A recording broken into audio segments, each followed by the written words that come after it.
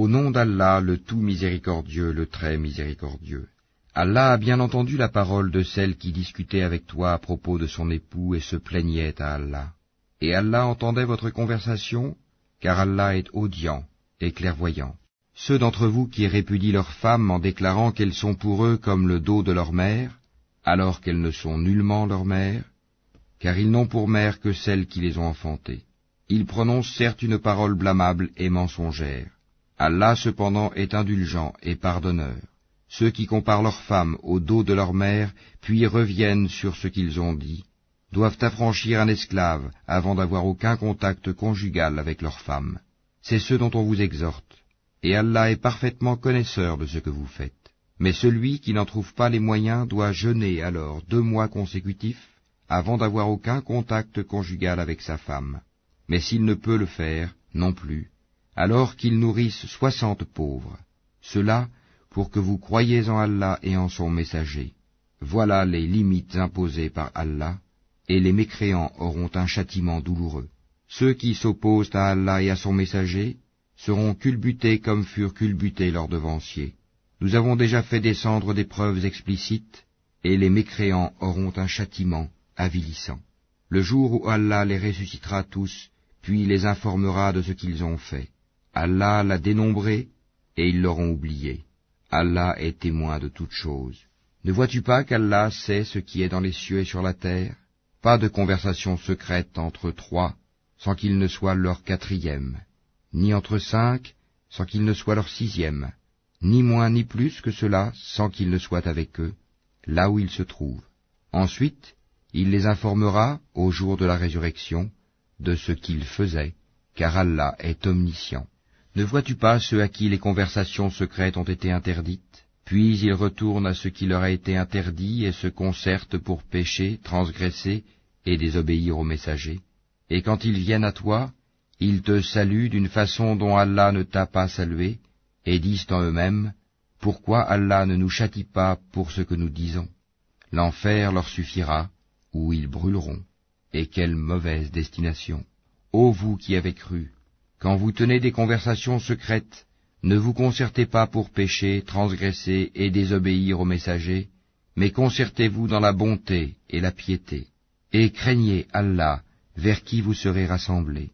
La conversation secrète n'est que l'œuvre du diable pour attrister ceux qui ont cru. Mais il ne peut leur nuire en rien sans la permission d'Allah, et c'est en Allah que les croyants doivent placer leur confiance. Ô vous qui avez cru! Quand on vous dit « faites place aux autres dans les assemblées », alors faites place. Allah vous ménagera une place au paradis. Et quand on vous dit de vous lever, levez-vous. Allah élèvera en degrés ceux d'entre vous qui auront cru, et ceux qui auront reçu le savoir. Allah est parfaitement connaisseur de ce que vous faites. Ô vous qui avez cru, quand vous avez un entretien confidentiel avec le messager, faites précéder d'une aumône votre entretien, cela est meilleur pour vous et plus pur. Et si vous n'en trouvez pas les moyens, alors Allah est pardonneur et très miséricordieux. Appréhendez-vous de faire précéder d'aumône votre entretien? Mais si vous ne l'avez pas fait et qu'Allah a accueilli votre repentir, alors accomplissez la salate, acquittez la zakat, et obéissez à Allah et à son messager. Allah est parfaitement connaisseur de ce que vous faites. N'as-tu pas vu ceux qui ont pris pour alliés des gens contre qui Allah s'est courroucé? Ils ne sont ni des vôtres ni des leurs, et ils jurent mensongèrement alors qu'ils savent. Allah leur a préparé un dur châtiment, ce qu'ils faisaient alors était très mauvais. Prenant leur serment comme bouclier, ils obstruent le chemin d'Allah, ils auront donc un châtiment avilissant. Ni leurs biens ni leurs enfants ne leur seront d'aucune utilité contre la punition d'Allah. Ce sont les gens du feu où ils demeureront éternellement. Le jour où Allah les ressuscitera tous, ils lui jureront alors, comme ils vous jurent à vous-même, pensant s'appuyer sur quelque chose de solide. Mais ce sont eux les menteurs. Le diable les a dominés et leur a fait oublier le rappel d'Allah. Ceux-là sont le parti du diable, et c'est le parti du diable qui sont assurément les perdants. Ceux qui s'opposent à Allah et à son messager seront parmi les plus humiliés. Allah a prescrit, « Assurément je triompherai, moi ainsi que mes messagers.